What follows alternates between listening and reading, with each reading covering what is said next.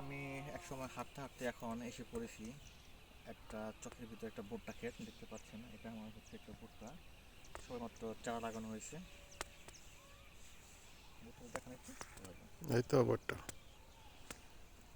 তবে ভুট্টা ক্ষেত দেখার সাথে সাথে দেখা যাচ্ছে যে এখানে কৃষক তার এই ভুট্টা বীজ লাগাইছে, লাগানোর পর দেখা যাচ্ছে যে আপনার অনেক সে যত্নশীল, কারণ সে যত্নশীল হলে সে তার ফলটি পাবে।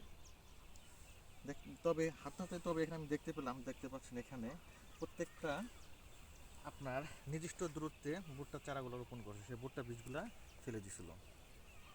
ওটি একটু কাছাকাছি এই দেখেন,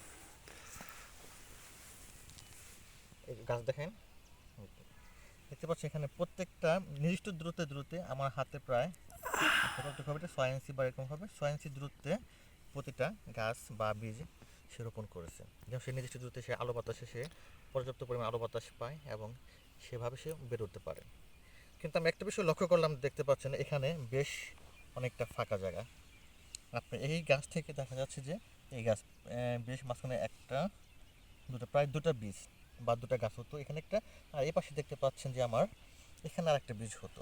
তবে কৃষক এটা ভুল করেনি, হয়তো বা সে বীজটি এখানে রোপণ করেছিল, কিন্তু রোপণ করেছিল হয়তো বা আপনার সেটা মাটির কিছুটা উপরিভাগে ছিল, সে হয়তো সেটা লক্ষ্য করেনি।